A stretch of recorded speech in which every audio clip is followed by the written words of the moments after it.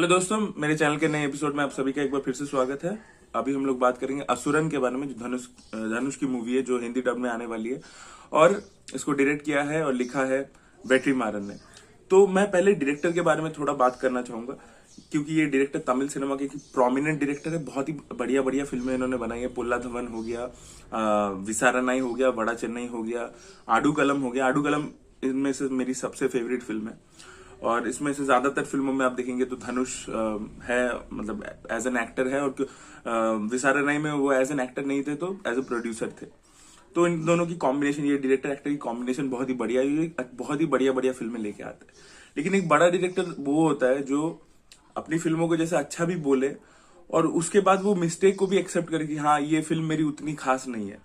ये सब डायरेक्टर सबके सामने बोल नहीं पाते। लेकिन वेट्रीमारन इतने सिक्योर डायरेक्टर है कि मुंबई फिल्म फेस्टिवल में, जब ये फिल्म एक्चुअली 2019 की है, तब उन्होंने मुंबई फिल्म फेस्टिवल में खुद बैठ के कहा था कि ये इस फिल्म से मैं सेटिस्फाइड नहीं हूं।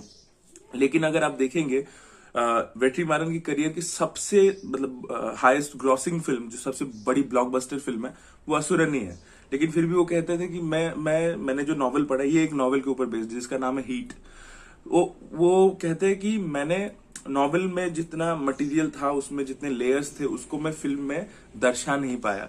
इसीलिए मेरी फिल्म उतनी खास नहीं है। फिल्म चली है, लोगों को पसंद आई है। अब क्यों इतनी ज्यादा चली है? क्योंकि असुरन जो है वो एक बहुत ही स्ट्रेट फॉरवर्ड नैरेटिव है। और एक पुराना तमिल फिल्म का जो फॉर्मेट है, जो काफी फिल्मों में यूज होता है, वो फॉर्मेट को असुरन कुछ हद तक इस्तेमाल करती है। तो उस फॉर्मेट के बारे में थोड़ा बात कर लेते हैं। उस फॉर्मेट का ओरिजिन कहाँ से हुआ है, उसके बारे में थोड़ा बात कर लेते हैं। तो उस फॉर्मेट का ओरिजिन हुआ है हम बोल के एक हिंदी फिल्म से, जो 90s में आई थी, जिसमें अमिताभ बच्चन थे और रजनीकांत भी थे और गोविंदा भी थे। तो उस फिल्म का इन फिल्मों का फॉर्मेट ये होता है कि पहले हम देखते हैं कि एक आदमी है। हम का फॉर्मेट थोड़ा अलग था। तमिल फिल्मों में उस फॉर्मेट को थोड़ा मतलब चेंज किया गया और बाद में काफी बार यूज किया गया। मैं एग्जांपल दूंगा, और ये फिल्में आप लोगों ने देखी भी है, इसीलिए आपको पता भी होगा। हम में क्या था कि हम पहले देखते कि टाइगर बोल के एक आदमी है, जो डॉकयार्ड में एक गुंडा रहता है, और वो लड़ता है एक बड़े बिजनेसमैन के अगेंस्ट में, जिसका रोल डैनी ने प्ले किया था। और फिर कुछ ऐसा सिचुएशन होता है कि वो सब कुछ छोड़ छाड़ के एक भला आदमी बन जाता है, अपने भाइयों को पालता पोसता है, वो बड़ा करता है, एक पुलिस बनता है। और फिर बाद में ऐसा कुछ सिचुएशन होता है कि फिर से वापस उसको मतलब वो एक्शन करना पड़ता है, और उसको उस पुराने फॉर्म में वापस जाना पड़ता है विलेन से अपने फैमिली को बचाने के लिए। तो ये हम का फॉर्मेट था। और इस फॉर्मेट को थोड़ा चेंज करके 1994 में रजनीकांत की एक बहुत ही हिट फिल्म बनी थी, जिसका नाम था बादशाह। तो उस भाषा में भी इस फॉर्मेट को इस्तेमाल किया गया, लेकिन उसको थोड़ा हाइब्रिडाइज कर दिया गया, मतलब थोड़ा चेंज कर दिया गया। और फॉर्मेट ऐसा था कि बादशाह, पहले हम देखते हैं कि बादशाह ऑटो चलाता है और वो बहुत ही भला आदमी है, सबकी मदद करता है, लेकिन उसका कोई एक पास्ट है। और इंटरवल पॉइंट पे टाइम पे जब उसके फैमिली पे अटैक होता है, तब उसका वो पास्ट बाहर आता है। और फिर हम फ्लैशबैक में जाते हैं और हमको पता चलता है कि ये आदमी पहले एक डॉन था मुंबई में, और बहुत ही इन्फ्लुएंशियल एक आदमी था। वो क्यों ऐसा बन गया ऑटो ड्राइवर, ये हमको पता चलता है। और क्लाइमैक्स में वो विलन को हराता है। अब ये एक तमिल सिनेमा का बहुत ही जॉनरा, मतलब एक अलग से टेम्पलेट ही बन गया आफ्टर बादशाह। और अब जितनी बहुत सारी सक्सेसफुल फिल्में देखेंगे, यही टेम्पलेट फॉलो करती है। जैसे वेदलम, जो अजीत कुमार की फिल्म है, सेम टेम्पलेट है। पहले हम देखते हैं अजीत कुमार एक बहुत ही सिंपल आदमी है, टैक्सी चलाते हैं। फिर हमको पता चलता है कि मतलब एक इंटरवल पॉइंट में आता है, तो हमको पता चलता है कि इसका एक पास्ट है, पास्ट में गुंडा था, फिर ये ऐसा क्यों बना, ये सब हमको पता चलता है। थेरी का फॉर्मेट भी ऐसा ही है। विजय की जो थेरी मूवी है, उसका फॉर्मेट भी कुछ ऐसा ही है। तो ऐसी काफी सारी तमिल फिल्में बनी है, तेलुगु फिल्में बनी है, मलयालम फिल्म बनी है, जो इस फॉर्मेट को फॉलो करती है। असुरन में भी आप अगर आप ध्यान से देखेंगे, तो असुरन का फॉर्मेट भी यही है।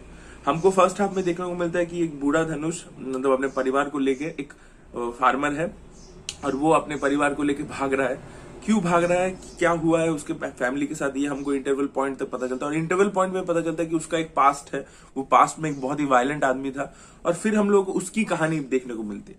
अब ऐसा नहीं है कि पुरानी फिल्मों के जैसा ये है, मतलब एग्जैक्टली नहीं है, एग्जैक्ट उसका रेप्लिका नहीं है। वेदलम और थेरी जैसे एक पूरी मसाला मूवी है। असुरन थोड़ी हटके है, क्योंकि वेट्रीमारन ने बनाई है। यहाँ पे अगर आप देखेंगे तो मतलब पहला जो हाफ है वो भी लीनियर नहीं है, नॉन लीनियर है। क्योंकि हमको पहले मतलब हमको एक चेज मूवी के हिसाब से, एक जॉनरा फिल्म होती है ना, चेज मूवी, क्या धनुष भाग रहा है अपने छोटे बेटे को लेकर पहाड़ों से, और उधर उसकी बीवी भाग रही है अपने भाई के साथ। तो ऐसे हमको पता चलता है। फिर हम लोग थोड़ा बैक करते हैं और उधर हमको एक रिवेंज ड्रामा टाइप का देखने को मिलता है, जहां हमको पता चलता है कि उसके बड़े बेटे को मार दिया जमींदार ने और छोटा बेटा ने बम से उसको मार दिया। तो ये सब हुआ है, इसीलिए ये लोग भाग रहे हैं। तो फर्स्ट हाफ में पूरा हमको ये पता चलता है और धनुष एक बूढ़े आदमी के रोल में दिखता है और उनका परफॉर्मेंस बहुत ही बढ़िया है। और मुझे लगता है कि धनुष बहुत सिक्योर्ड एक्टर है, क्योंकि तमिल सिनेमा में एक एक स्टार सेलिब्रेशन बहुत ज्यादा है। वहां अगर आप ध्यान से देखेंगे तो धनुष जाके लोगों के पैर छूते हैं। वो सारा सीन मुझे नहीं लगता कि अजीत और विजय ऐसे स्टार्स करेंगे। तो वो चीज एक धनुष ने किया जो बहुत ही बढ़िया है, और उनका परफॉर्मेंस भी थ्रू आउट बहुत ही बढ़िया है, जो बूढ़े आदमी का कैरेक्टर है। और फिर इंटरवल पॉइंट में जाके हमको पता चलता है कि इसका एक पास्ट है, और पास्ट में जाके हमको पूरा धनुष कैसे थे, क्यों वायलेंट थे, क्या था, वो सब कुछ था। जनरली पुरानी फिल्मों में क्या होता है, पास्ट का जो दिखाते हैं उससे कनेक्ट करके प्रेजेंट का भी होता है, विलेन एक ही होता है थ्रू आउट। लेकिन यहाँ पे पास्ट का जो सिचुएशन है उसके साथ प्रेजेंट की सिचुएशन का कोई लिंक नहीं है। There was one common link, that is Prakash Raj character. और अगर आप ध्यान से देखेंगे यहाँ पे काफी सारे थीम को एक्सप्लोर किया गया, जैसे अपर कास्ट, लोअर कास्ट, और बहुत अच्छा मैसेज भी है फिल्म के एंड में। धनुष अपने छोटे बेटे को कहते हैं कि पढ़ाई करो, क्योंकि बाकी सब कुछ हम लोग जो भी करेंगे, हम जमीन खरीदेंगे, वो जो अपर कास्ट वाले हमसे जमीन छीन लेंगे, हम कुछ भी करेंगे, कोई ना कोई आके हमको रोकेगा। लेकिन अगर हम पढ़े लिखे हो जाएंगे, पढ़ाई करेंगे, वो हमसे कोई छीन नहीं सकता, हमारा एजुकेशन हमसे कोई छीन नहीं सकता। तो लास्ट में एक बहुत ही बढ़िया मैसेज भी है। लेकिन अगर आप देखेंगे तो फर्स्ट हाफ और सेकेंड हाफ ऐसा दिखाता है कि पास्ट में जो हुआ था उसी का एक इको आपको प्रेजेंट में भी देखने को मिल रहा है। अपर कास्ट का लॉयर लोअर कास्ट के लोगों को बचा रहा है, जैसे प्रकाश राज ने पहले धनुष को भी बचाया था, अभी वो उसके बेटे को बचा रहा है। तो एक बहुत ही बढ़िया फॉर्मेट है, पुराना फॉर्मेट को भी रख के उसमें नए चेंजेस लाके, और काफी सारा इसमें ये जो सोशल पॉलिटिकल जो चीज है, रेफरेंस है, उसको बहुत ही बढ़िया तरह से इनकॉर्पोरेट किया गया है। तो वो देखने में बड़ा मजा आता है। हो सकता है वेट्रीमारन सर खुद अपने फिल्म से सेटिस्फाइड ना हो, बट मुझे असुरन बहुत ही पसंद आया। मैं कहूंगा आप लोगों से कि आप हिंदी डब में इसको ना देख के, हिंदी डब में वो फील नहीं आता, एक्चुअल फील। ये फिल्मों को आप अगर Amazon प्राइम में ये ओरिजिनल ऑडियो में है इन तमिल विद इंग्लिश सबटाइटल्स, वहां जाके इसको चेकआउट करें, क्योंकि वो आपको एक बहुत ही बढ़िया फील देगा। ये मेरा मानना है। मैंने ओरिजिनल तमिल में ही काफी पहले देखा हुआ है, तो मैं आप लोगों को ये कहूंगा, ये सजेस्ट करूंगा कि ओरिजिनल में ही देखिए। So that was it guys, thank you so much for watching this video को आप लोगों को पसंद आए तो प्लीज लाइक कीजिए, शेयर कीजिए, चैनल को सब्सक्राइब कीजिए। नया चैनल है, please support it. Thank you so much, bye bye.